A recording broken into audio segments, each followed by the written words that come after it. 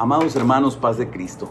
Me da muchísima alegría saludarles, deseándoles se encuentren muy bendecidos en compañía de sus hermosas familias, que en su hogar estén disfrutando de un tiempo de comunión, de refrigerio juntamente con los suyos, que puedan experimentar como nunca la paz, la seguridad de que el buen pastor está con nosotros.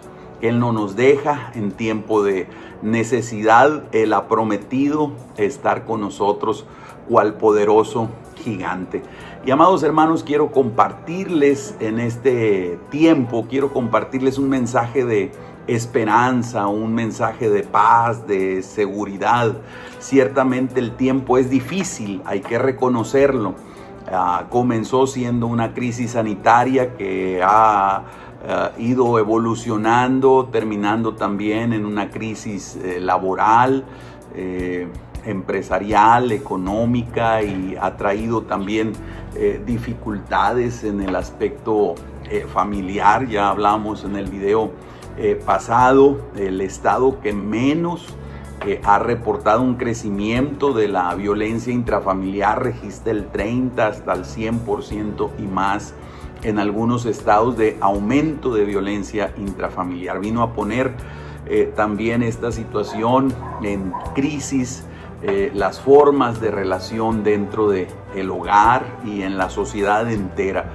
No obstante, hermanos, quienes tenemos a Cristo en nuestro corazón, tenemos grandes ventajas.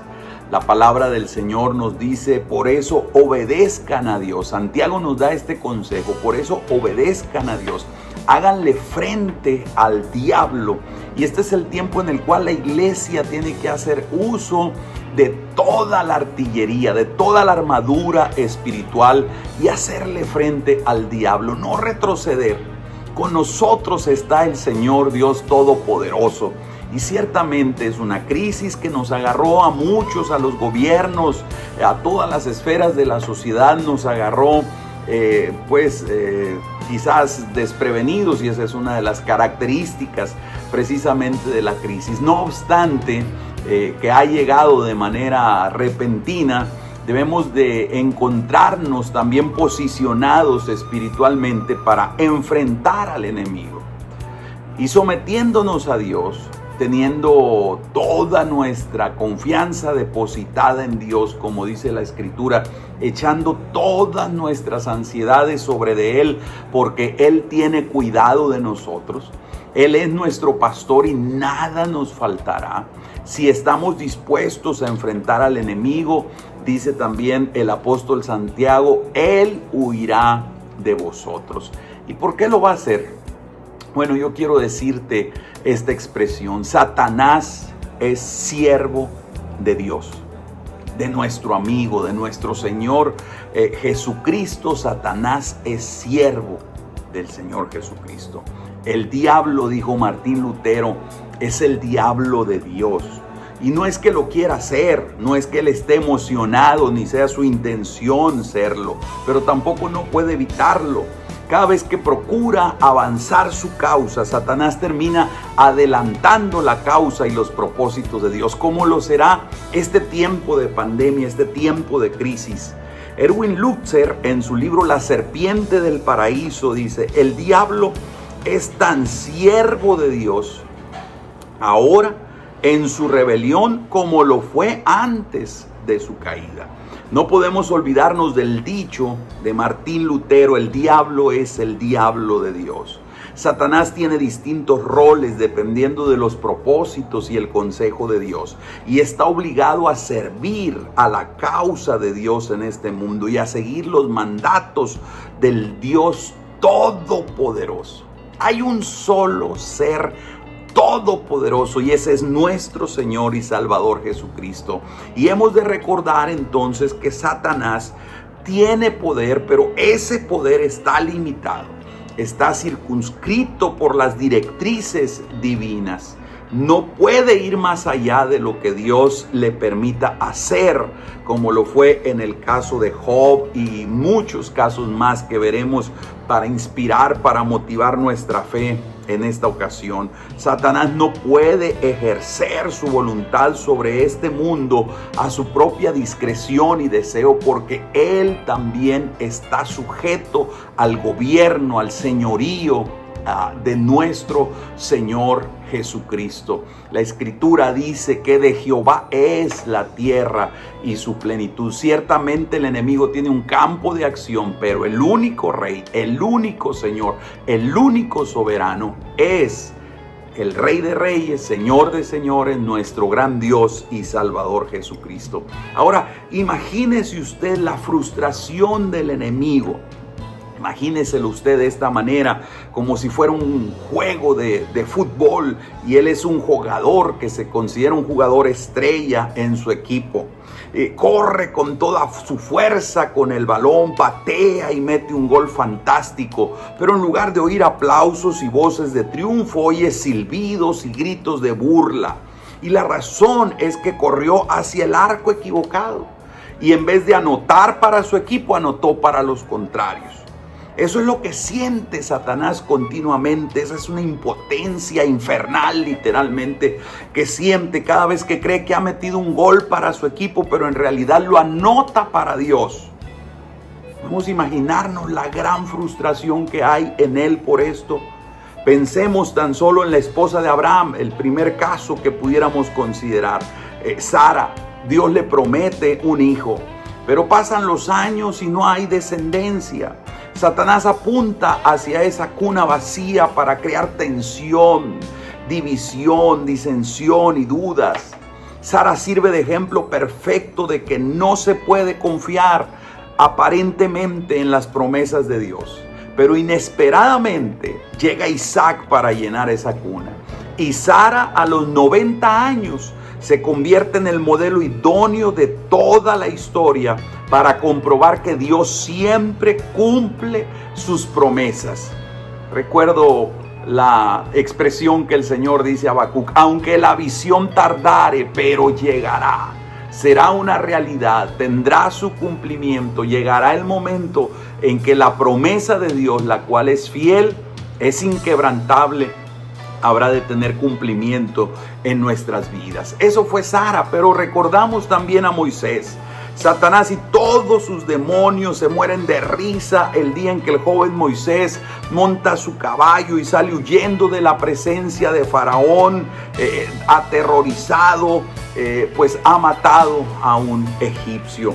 Pensaron que esa circunstancia no había manera en que Moisés pudiera recuperarse de esa situación. Creyeron que se habían deshecho Satanás y sus huestes malignas de aquel hombre que Dios había cuidado desde su nacimiento, porque el Señor lo había ya predestinado como el líder libertador de Israel.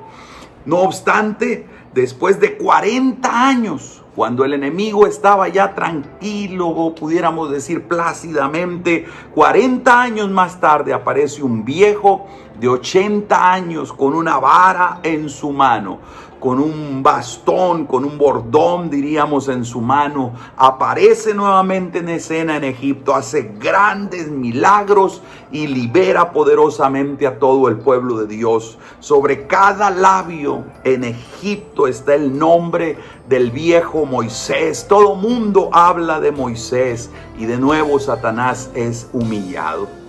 ¿Y qué pudiéramos decir de Daniel? Cuando la vida de este joven israelita fue llevada en cautiverio, se alegró también el corazón de las huestes satánicas.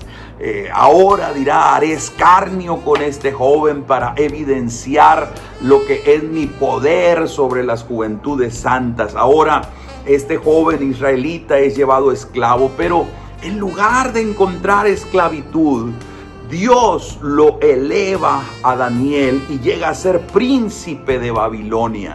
El mismo joven que Satanás quiso callar, que quiso humillar, que quiso usar para explotar su vida. Este hombre que sabe orar desde su juventud, que tiene el hábito. Jóvenes, no descuiden el hábito de la oración. La oración los convertirá en príncipes. La oración los hará hombres de éxito, hombres de triunfo en sus vidas. Daniel aprendió a orar. Daniel sabía orar y esa fue la clave por la cual Dios lo exaltó. Y en lugar de ser un esclavo, Daniel se convirtió en un príncipe. Dios le dio dones, supo interpretar la palabra, la escritura, los sueños, y lo elevó por encima de los sabios del reino de Babilonia para servir como consejero de los reyes. Y entonces, ¿dónde está la burla de Satanás? Una vez más, los labios de Satanás enmudecieron, callaron, porque lo que él pretendía salió exactamente todo lo contrario. Y también podemos pensar en Pablo. Lo puso en la cárcel, allá en Roma, en Filipos, y ahí pareciera un triunfo contundente de Satanás. Ahora de ninguna manera el apóstol Pablo podría seguir abriendo iglesias, plantando, fundando obras, predicando a los gentiles. Pero resulta que la cárcel se convierte en un escritorio para Pablo. De la pluma de Pablo salen las hermosas epístolas para las iglesias de Galacia, de Éfeso, de Filipos y de Colosas. Cartas que hasta el día de hoy, hermano, cada uno de nosotros al leerlas traen inspiración, traen instrucción, traen fuerza al pueblo de Dios. Y puede imaginarse usted a Satanás pateando, crujiendo sus dientes cada vez que un cristiano lee una de estas cartas, diciendo: y pensar que fui yo el que hizo posible que se escribieran poniendo a Pablo en la cárcel.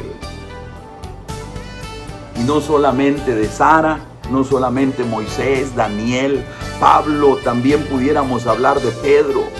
Satanás procura desacreditar a Jesús, provocando a Pedro para que lo negara. Pero otra vez el plan se le invierte. En vez de Pedro servir como ejemplo de desgracia y fracaso, se convierte en modelo de la gracia. El apóstol Pedro se convierte en un modelo de el amor de Dios para restaurar a quienes han caído. Cierto es que cada vez que Satanás cree que ha hecho un gol, que ha metido un gol a su favor, resulta que en realidad lo ha hecho para el equipo de Dios, para que el nombre del Señor sea glorificado. Y de esto da testimonio una y otra vez la Escritura, la Biblia. Una y otra vez la palabra de Dios declara quién es el que en verdad gobierna la tierra. La tierra tiene un Señor, la tierra tiene un Rey, la tierra tiene un único Dios. Ciertamente Satanás hace sus maniobras, hace sus amagos, pretende asustarnos con el petate del muerto, pero el que maneja los hilos de la historia de la humanidad es el Señor Jesucristo. Él es el Dios poderoso, Él es el Dios soberano. Nada escapa de la voluntad de Dios. Una vez tras otra, la palabra del Señor nos afirma esto. Hemos oído del diablo. Lo que se ha dicho de él en ocasiones nos llena de temor, sus obras. Sin embargo, en 2 ocasiones la Biblia abre la cortina para dejarnos ver a ese ángel Lucifer. Aquel que no se satisfacía con estar al lado de Dios, quería ser más grande que Él. No se conformó con adorar a Dios. Él quería ocupar el trono de Dios. Fue un ser que se llenó de orgullo, y de ahí que el orgullo sea uno de los pecados, sea una de las obras que Dios más aborrece. Dios resiste al orgulloso, dice la palabra, mas da gracia al humilde.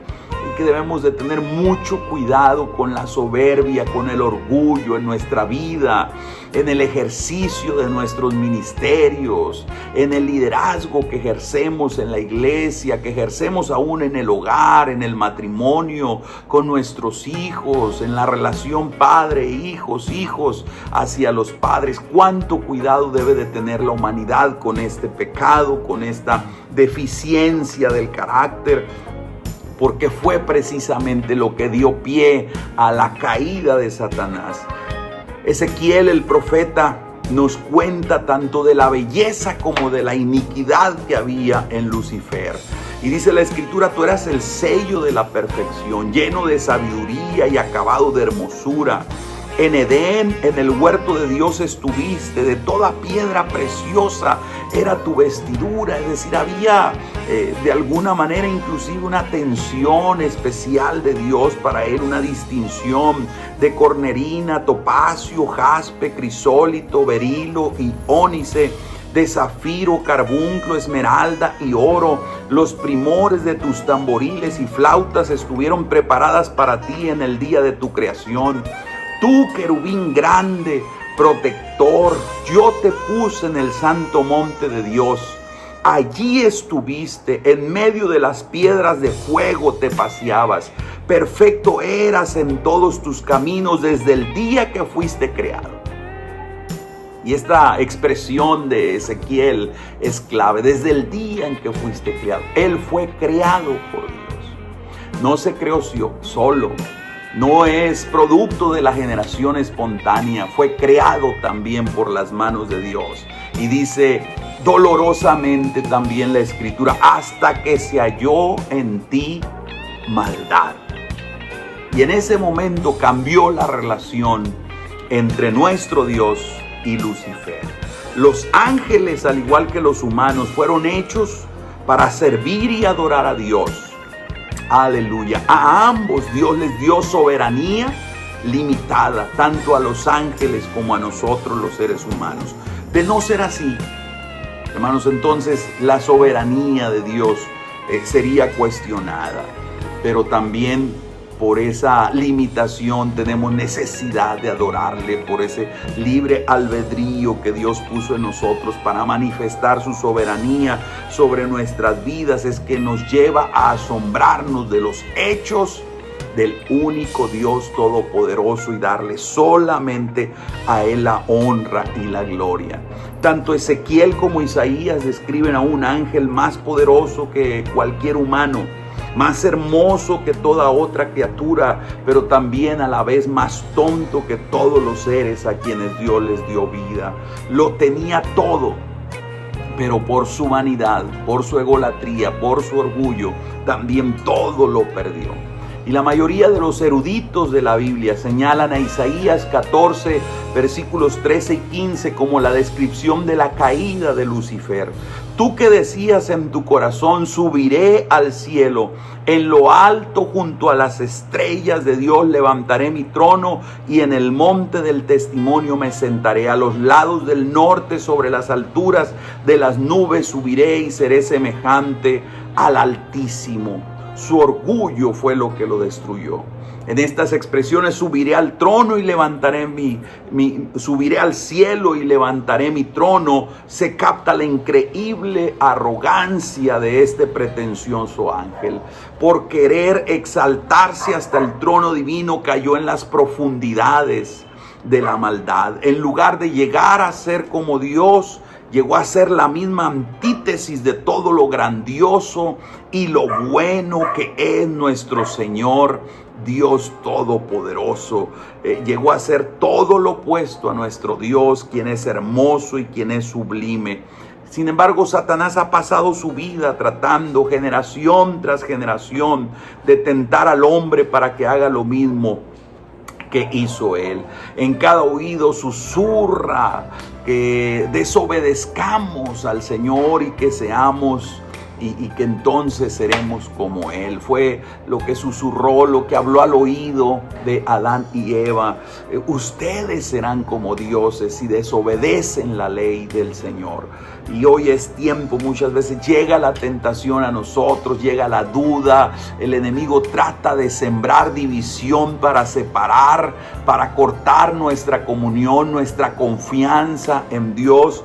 No obstante, hermanos, como nos recomendó también el apóstol Santiago, enfrentemos al enemigo, no demos espacio al enemigo, no demos lugar al enemigo en nuestra vida y de nosotros habrá de huir. Satanás no ha cambiado, él es el mismo egocéntrico, es tan necio como lo fue en el principio, pero también hay que recordar, sigue siendo tan limitado como lo fue en el principio. Aun cuando su corazón no ha concebido otra cosa después de su caída, sino rebeldía, debemos de recordar que es un ser creado por Dios, limitado e inferior, muchísimo inferior que nuestro Señor y Dios Todopoderoso. Como lo son todos los ángeles, como lo somos también nosotros los humanos. Toda la creación debe de rendirle gloria. Toda la creación debe de humillarse ante el Creador, ante el único Dios Todopoderoso. Dios todo lo conoce. Los ángeles y nosotros solo conocemos lo que nos es revelado. Dios está en todas partes. Los ángeles y nosotros solamente podemos estar donde Dios nos establece, donde Dios nos manda. No podemos ser omnipresentes. Dios es omnipresente. Dios tiene todo el poder. Los ángeles y nosotros tenemos el poder que Dios nos permite tener, experimentar. Todos los ángeles, incluyendo a Satanás, la creación entera es inferior a nuestro Dios. La gloria, el ser de Dios es incomparable. Y una cosa más, hermanos, termino reafirmando esto una vez más. Quizás pueda ser sorprendente para muchos de nosotros, pero termino reafirmando la declaración, porque así está en la palabra del Señor el testimonio que decía Martín Lutero: Satanás sigue siendo siervo de Dios. Finalmente, recordemos la ocasión en que Jesús le dice a Pedro: Simón, Simón, he aquí Satanás os ha pedido para zarandearos como a trigo, pero yo he rogado por ti que tu fe no falte, y una vez vuelto confirmarás a tus hermanos. Ciertamente este es un tiempo donde el enemigo quizás ha querido zarandear no solamente a Pedro, a Juan, a los discípulos, ha querido zarandear a la humanidad entera. No obstante, tenemos a un intercesor, tenemos a un pastor rogando por nosotros para que nuestra fe no falte. Y esa oración, esa intercesión de Cristo, la obra de Cristo una vez más se interpone entre nosotros y la pretensión del enemigo. Si quizás el enemigo ha pretendido traer temor, traer desencanto a nuestra vida, pero la intercesión de Dios, la intercesión de Cristo habrá de finalmente darnos la victoria. Una victoria contundente, una victoria donde saldremos fortalecidos, una victoria donde caeremos una vez más de rodillas exaltando y glorificando la gracia, el amor, el poder manifestado de nuestro Señor Jesucristo sobre nosotros. Satanás puede venir a zarandearnos, pero uno mucho más fuerte que él ha orado, está intercediendo ahora por nosotros. Y esa oración de Jesucristo es tan poderosa que no solamente nos rescatará de las garras del diablo, sino que nos sacará de tal forma que resultaremos fortalecidos para servir de ayuda y ánimo al pueblo de Dios. Por eso el Señor decía: no te dejes caer. No permitas que el enemigo te destruya. Mira, dile al débil: fuerte soy. San Pablo dice: cuando soy débil, eso no es razón para caer deprimido. No, es que cuando soy débil, entonces soy fuerte. Y qué hermoso es recordar lo que la palabra del Señor dice. Aleluya, que en Cristo somos más que vencedores. Así que, amado hermano, no importa los límites a que llegue Satanás, cuando quiera tentarnos, cuando quiera hacernos caer, la promesa de Dios es cierta, es fiel y es verdadera. No nos ha sobrevenido ninguna tentación que no sea humana, pero fiel es Dios, que no os dejará ser tentados más de lo que podéis resistir, sino que dará también juntamente con la tentación la salida para que podáis soportar. Y luego que pasemos por las pruebas más difíciles y angustiosas, podremos mirar hacia atrás y con el gran vencedor que fue también José, un hombre a quien Satanás trató de destruir, volcó también todas sus facultades, sus poderes para destruirlo, para su humanidad, apocarla a lo más posible. Sin embargo, una vez más, Una vez más la pretensión le salió en el sentido contrario a él y a las huestes demoníacas. Dios exaltó a su siervo José también a lo sumo, pudiéramos decir, porque José también pudo decir esto a sus hermanos: vosotros pensasteis mal contra mí. El enemigo usó aún a la misma familia de José para meterlo, para inducirlo en aquella crisis que él vivió y que pasó por diferentes etapas. José finalmente le dice: vosotros pensasteis mal contra mí, mas Dios lo encaminó a bien. Hermano, yo te quiero bendecir con esta palabra, con esta expresión de los labios de José. Dios lo encaminó para bien. Este tiempo de prueba Dios lo usará para tu bien. Este tiempo de prueba Dios lo usará para bien en tu matrimonio. Este tiempo de prueba Dios lo usará para bien en tu familia. Te bendigo en el nombre de Jesucristo. Saldrás bendecido, saldrás fortalecido, saldrás con una mayor visión, con mayor amor, con mayor disposición para servir al prójimo, para exaltar el nombre de Dios, porque el enemigo está derrotado. El Señor ha puesto su pie sobre de él y a nosotros nos ha hecho más que vencedores. Así que Dios lo encaminó para bien, para hacer lo que vemos hoy, para mantener en vida a mucho pueblo. Recordemos, nuestro Dios es Dios de poder, es Dios de misericordia, es Dios de restauración. Nuestro Dios es Dios de vida. Y el enemigo, por más estrategias, por más artimañas, artilugios que usa para tratar de destruir a la humanidad, todo le sale en sentido contrario. Tengamos paciencia. Una vez más, como da testimonio la Escritura, una tras otra vez, una vez más veremos la gloria de Dios manifestada en este tiempo de prueba. Permanezcamos, sostengámonos firmes en la fe, enfrentemos al enemigo y de nosotros huirá.